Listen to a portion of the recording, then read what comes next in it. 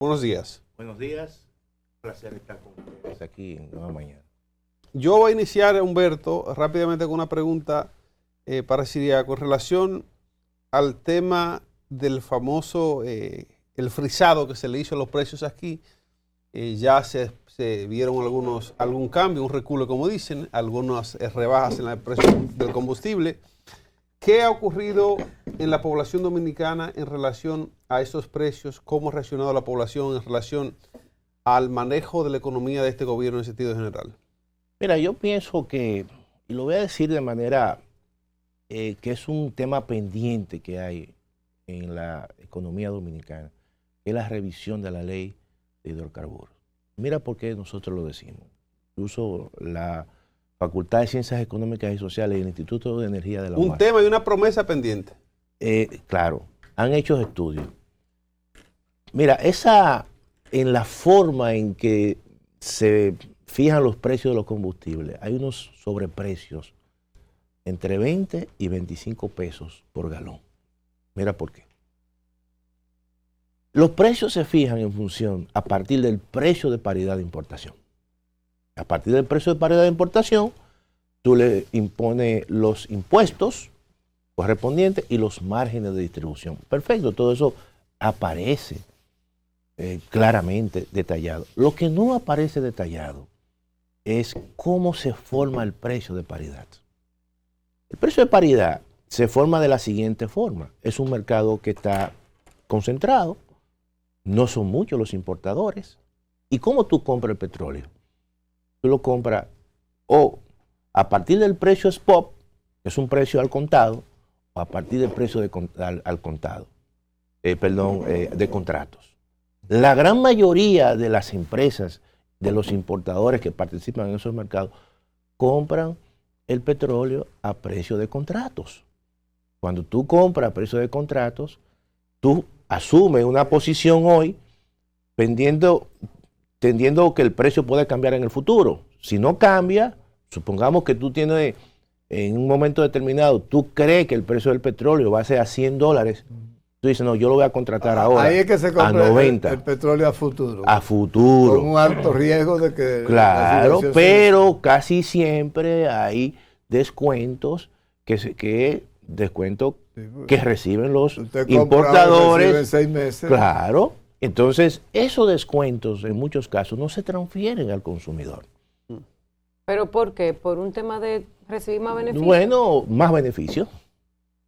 Porque la ley tiene que decir taxativamente cuál es el precio que definitivamente concerta el importador. Mire, usted tiene que presentarme aquí el precio de contrato.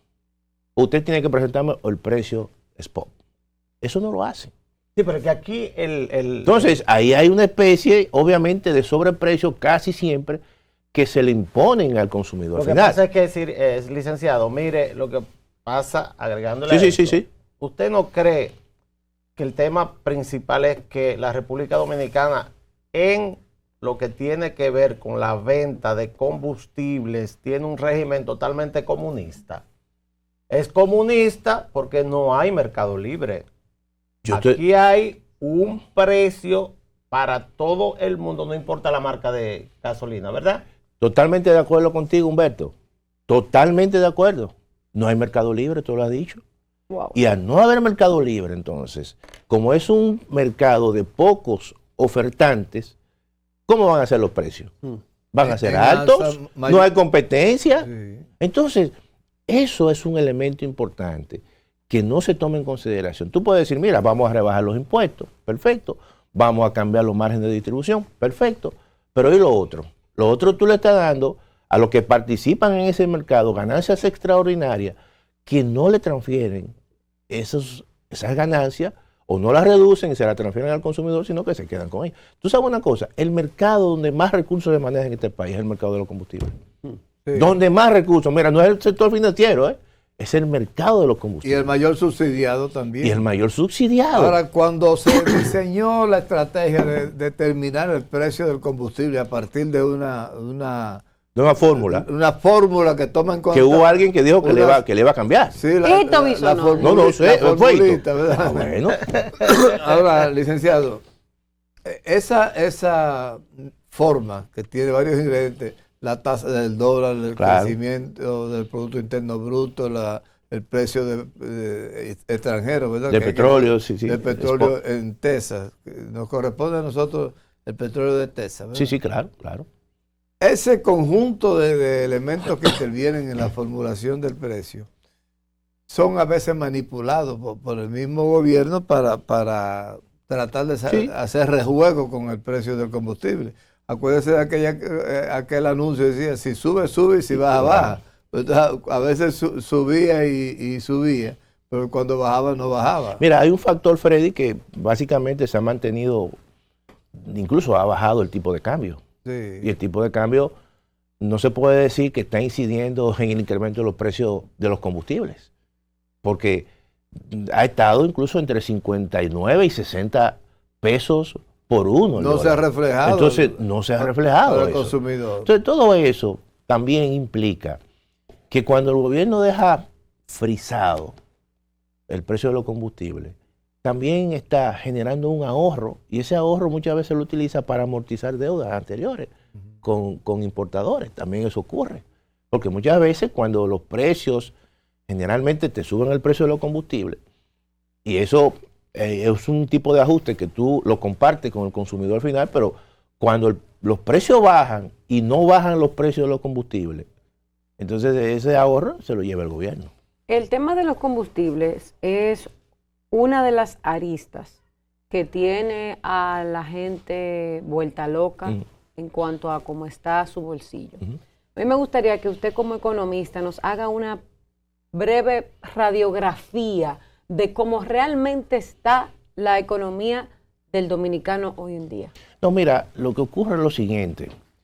Cuando hablamos de los combustibles, aquí el Banco Central cada 12 años, cada 10 años te hace una encuesta nacional de gastos e ingresos. Sí. Y te dice qué gasta cada hogar, cuáles son los bienes y servicios de mayor peso que hay. Los alimentos y bebidas no alcohólicas tienen un peso en la canasta básica de un 23%. Por eso que cuando la gente va al supermercado, siente que los precios no cambian, que los precios suben. ¿Por qué? Porque los precios suben, sin embargo los salarios no suben en la misma proporción. Te voy a dar un ejemplo. La meta de inflación es un 4% y la inflación promedio está a un 5%. La economía es verdad que ha crecido, 4%, pero los precios han crecido más. Sí. ¿Y qué significa? Si la producción crece y los precios crecen más que la producción, ¿Tú sigues en déficit? entonces eso significa que eso te afecta a los bolsillos de la gente, de los hogares. Eso pasa también con el caso de los combustibles. El peso que tienen los combustibles en la canasta, en la estructura, en la canasta básica, es casi un 10, un 11%.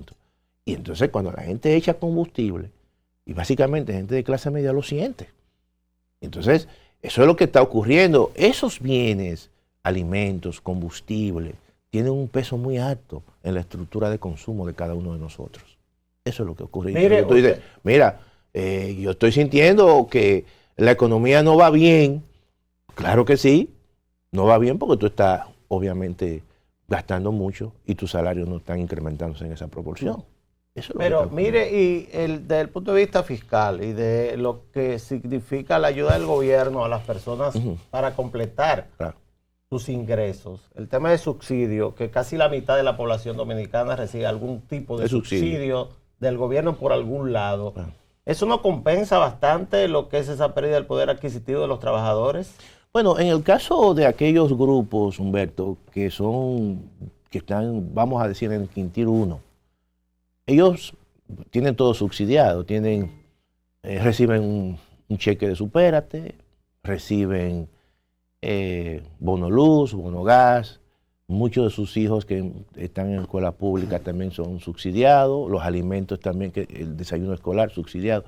Y la salud también. Y la ¿verdad? salud. Lo que ocurre es aquellos que están en el tercer quintil, cuarto, que son gente de clase media y clase media alta. O sea, nosotros somos los que pagamos Somos todo. los que pagamos eso. Esa es la realidad. Porque, por ejemplo, ¿quién de aquí usa el metro? Yo no lo veo. ¿Ninguno? Nadie, No, nadie. Hay que decirlo. Yo había mi carajito Entonces, un domingo. porque entonces el Eso nivel, no cuenta, claro, el Eso nivel no del consumo de gasolina es altísimo Sí. y en cada uno de los hogares de nosotros, mínimamente, estoy seguro que hay 2 vehículos. Sí. Mínimo. Sí, claro. Ahora, una persona que está en el Quintil 1 usa el metro, Ujú. usa El autobús. el autobús. Eso está subsidiado. Entonces, esa gente lo siente menos. Las grandes protestas aquí, ¿quiénes las están haciendo? Mire, entonces, La hacen la gente mire, en Torres. mire, Pam, pam, mire, pam, pam. acabamos de descubrir Es entonces, así. en voz y cara, Claro, por supuesto, de una persona totalmente autorizada, porque es un economista de lo más conocido de este país, que por eso es que los cacerolazos solamente suenan en los barrios de clase media, aparentemente. Ah, Es por pero, eso. Pero ven acá, Humberto. La clase media aquí no está siendo subsidiada. La clase media no está siendo subsidiada. Mira, nuestros hijos van a escuela privada, a escuela bilingüe. Eso es costoso para cada uno de nosotros. Muy costoso. Muy costoso, universidades incluso privadas, Sí. muy costoso. Entonces yo creo que hay que buscar mecanismos, evidentemente, de mejorar servicios públicos de tal manera que los sectores de clase media puedan incorporarse. Sería- O sea, y estoy hablando, por ejemplo, la salud. Mm. La salud es un servicio, bueno, Humberto sabe muchísimo de eso. Sí. Es un servicio Se que yo especializa. creo que si se mejora sustancialmente, se le quita un peso importante a los sectores de clase media y clase Sí. media alta. Pero hay dos elementos que quiero abordar. Primero, existe la necesidad urgente de cambiar el parque energético de la República Dominicana. Aquí hay todavía plantas eléctricas que funcionan hasta con gasoil, Sí, sí, sí. con fuel oil, gasoil, pero hay ya una cantidad de elementos que tú integras, la energía solar, la energía eólica. Lo que está sucediendo con el subsidio a los combustibles, por ejemplo, cada vez que se subsidia a las EDES, el gran déficit de las EDES, usted está tirando 1.700 millones de dólares al mar, Ese. porque no te aumenta un kilovatio hora de producción de energía. Eso es pago de intereses de la deuda. Eso no es una carga muy fuerte para un país que tiene dificultades económicas. Estar gastando 1.700 millones solo en subsidio del Mira, co- Freddy, del todo parque eso, energético. todo eso tiene un costo político que nadie lo va a asumir. Cualquier gobierno que está ahí. Si tú le quitas y le vas retirando los subsidios a la electricidad, eso claramente que tiene un impacto redistributivo. Totalmente. Y ahora, ¿dónde está el problema que no se ha querido atacar? El problema está en que hay una parte importante de esa energía que se sirve, no se cobra, que se factura, no se cobra. Y eso está en grupos que están carenciados. Entonces, ahí hay que hacer inversiones cuantiosísimas, por ejemplo. Cambiando el parque. No, porque en la parte de la generación, yo creo que nosotros ahí no tenemos problema. Pero hay que instalar de esos contadores prepago en los sectores que son carenciados, donde hay obviamente déficit de cobro de energía. Y eso es una inversión que tienen que hacer las sedes. Sí. Ahora, las sedes no recuperan los recursos suficientes para hacer esas inversiones. Pero que está hasta en un 42% de déficit de Claro. las EDES. Entonces, ¿qué ocurre? Que tú tienes una restricción en términos presupuestarios que te impide hacer las inversiones requeridas para ese sector. Incluso la inversión pública durante los últimos años ha estado por debajo de las expectativas. Sí. Eso es inversión pública. O sea, no es verdad que en una economía que demanda todos esos servicios, tú puedes estar con inversión pública de un 2.2%, 2.3%. Si hago una pregunta a un economista que debe tener al menos ideas de cómo poder atacar a este problema. Según lo que estamos planteando, vemos que las EDES no tienen las finanzas para hacer la inversión Suficiente. necesaria para poner en rigor a toda la gente que consume parte del servicio eléctrico dominicano. Mientras tanto, como decían unas caricaturas que yo veía, en el Salón de la Justicia, seguimos la clase media pagando el costo de gente que ellos no pueden fiscalizar. Así es, así es. Entonces la pregunta nuestra es, ¿hasta cuándo esto va a ser sostenible? ¿Y cuál es la propuesta de un economista para que la generadora, la gente que tiene que ver con las EDES, puedan diseñar un plan para poder ser eficientes, lo suficientemente eficientes, para poder tener las finanzas para instalar los medidores que necesitan? Yo pienso que es un tema, obviamente, de recursos. Por más que tú veas, la inversión que están haciendo en la sede es insuficiente. Y tú le preguntas incluso al gobierno central, ay, que los recursos son escasos. Aquí hay que mejorar las recaudaciones, aquí hay que disminuir los gastos, de tal forma que el Estado Dominicano pueda tener un cierto excedente o superávit fiscal. Eso hay que hacerlo. Mira, en este plan anticrisis, que fue una especie de golpe de suerte que tuvo el gobierno. ¿Por qué? Porque el plan se presenta y en los próximos 2 días, 4 días, el presidente Trump anuncia un preacuerdo, aunque no está consolidado, pero los precios del petróleo se derrumbaron. Sí. De $90 a menos de $70. Ya hoy se rompió. Pero se rompió, pero está por debajo. Aún De los todavía 90 aquellos, ¿verdad? está por debajo de los 90 e incluso está por debajo de los $70. No, ya no. Ahora mismo está en 70. Yo soy el que anuncia okay. aquí los Bueno, precios. entonces, 74,63. Entonces, todo eso, claro, entonces, todo ayer a eso de una forma u otra, pero aún así le permite, porque no es lo mismo tenerlo a 100 que a 70. Claro. ¿Verdad?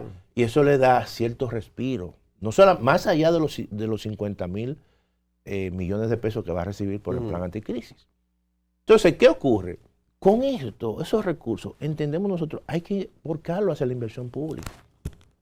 Y hay que crear un fondo para la inversión al sector eléctrico, al margen de todo. Así como los gobiernos han creado fondos soberanos que van acumulando recursos, por ejemplo, de la minería o del petróleo, caso de Noruega. Nosotros tenemos que crear aquí un fondo. Licenciado, soberano. ¿pero cómo vamos a crear un fondo en un país donde tradicionalmente en los últimos 15, 20 años tenemos un déficit de presupuesto que este año será más de 300 mil millones de pesos? Que para completar el presupuesto tenemos que salir a buscar dinero prestado. ¿Cómo hacemos un fondo cuando no nos sobra nada? Pero es que eso es parte, Humberto. Si hacemos un plan de modificación tributaria, porque es un plan de modificación tributaria. Sí, porque hay que hacer una reforma tributaria. No, yo creo que tampoco hay que hacer una reforma tributaria, porque eso asusta a la gente. Sí. Por ejemplo, tú, en esta coyuntura... Ellos metieron una reforma en esta coyuntura, tú sabes que, por ejemplo, la gente dice, mira, todo el mundo, que el gobierno gasta mucho. Los gobiernos gastan mucho. Eso también pasó con Danilo y pasó con Leonel. Que el gasto de publicidad. ¿Tú sabes qué yo hubiese hecho como economista? Hubiese puesto una ley tope a la publicidad pública. Punto. Doctor, ya disminuye te disminuye el gasto público, así como hay una ley de responsabilidad fiscal. No toca la publicidad, pues lo vamos a repagilar. No, yo lo que digo, oye, ¿tú sabes por qué digo eso? ¿Tú sabes por qué yo digo eso? Porque casi siempre los mismos políticos dicen que la publicidad es alta. Pero ¿tú estás entendiendo eso? Entonces, ellos mismos... Ellos están en esos cargos por la publicidad. Claro, entonces yo lo digo, porque, oye... Muerto el perro, muerto la rabia. Nos decía Humberto Salazar en la mañana que se engancha economista y a evaluar los precios del petróleo, petrolero. Humberto es un pensador. Gracias, licenciado. Ustedes son pensadores. Habría que investigar. Y escritores, tú también. Dice Humberto que el gobierno anunciaba, y él ponía en duda, que se había producido el mes pasado un crecimiento del 4.5% de nuestro Producto Interno Bruto. ¿Eso es cierto? Bueno, son informaciones que salen del banco. Yo creo que es cierta, ¿no? Si viene del Banco Central, yo las creo. No. Si viene del gobierno, tú sabes que el banco es nuestra institución, obviamente suprema en términos monetarios, que hace las cuentas nacionales. Ahora, ¿qué es lo que yo siempre he dicho? Que deben haber otras instituciones que generen contrapeso para evitar muchas veces esa parte de la falta de credibilidad que algunos tienen. Por ejemplo, tú vas a México tiene un banco central, pero tiene un instituto de estadística y geografía que hace las cuentas nacionales. En la gran mayoría de los países, básicamente latinoamericanos, no son los bancos centrales que hacen las estadísticas de cuentas nacionales, son los institutos de estadística bien diseñados, bien formados. En Estados Unidos pasa igual. Estados Unidos, la Reserva Federal, que es el Banco Central, no es la responsable de dar la parte del crecimiento, sino es el Buró de Estadística norteamericano. Mientras, Ciriaco, en Dominicana tenemos un instituto de estadística que hace 2 décadas y media, vamos para 3, que no puede hacer un censo. Pero lo que estamos diciendo es que las cosas mejoran y hay que mejorarlas. Y esa es la intención de hacer buenas políticas públicas. En ese sentido, aquí hay muchas instituciones que se han transformado. Te puedo poner un ejemplo. No sé, la Junta Central Electoral. Para tú antes sacar unas cédulas. Pero ya tú la sacas muy rápido. El pasaporte también. O el pasaporte. Entonces yo creo que aquí hay muchas instituciones que hay que ponerle interés en ese sentido. Y así es que se va mejorando las políticas públicas. Cuando tú tienes buenas instituciones y pones buena gente ahí que le dé seguimiento. Ojalá, y insisto con esto, que a la ONU le ponga atención, porque el próximo censo de aquí, queremos saber cuántos dominicanos hay, cuántos son los ilegales, cuántos extranjeros hay de cualquier nación, para poder hacer un plan, porque usted como economista, tú sabes, hábleme de la importancia que tiene la data para hacer un plan económico. No, y te voy a decir lo siguiente, mira, la gran mayoría de los países, ya muchos países no están haciendo censo, sino que con buenos datos administrativos, registros administrativos sacan esa información. Y son países que la gente está bancarizada y regularizada. Todo. No, porque también mira, las instituciones tienen que tener buenos registros administrativos y ya eso te da una idea. Pero también el censo de población y vivienda es algo que es innecesario. Ya la tecnología está tan moderna que nació un ciudadano en el hospital. Se registra. Usted registra. Es un dato tiene un administrativo, número de seguimiento. Nació uno, murió alguien. Entonces usted tiene en las herramientas tecnológicas la posibilidad de captar todos los datos que usted necesita sin necesidad de mandar 10,000 preguntadores a las casas a estar haciendo... A pegar un sello sin preguntar. Bueno, con esto, Ciriaco, queremos agradecer su presencia aquí. No, gracias. Muy ilustrativa esta conversación. Que se repita. No, ustedes me avisan. Aquí está haciendo de economista Humberto y esto es lo que es médico. No, señores. Humberto y Freddy yo siempre lo he escuchado. Y Freddy lo que es cuenta cuentos. No, hombre. Y Freddy es un escritor, ¿verdad? De FUS. Me acusan sin prueba. Me acusan sin prueba de eso. Agradecemos a Antonio Ciriaco por estar aquí con nosotros. Ojalá que pueda volver pronto, porque definitivamente el dominicano necesita entender estos temas. Así es. Es una nueva mañana.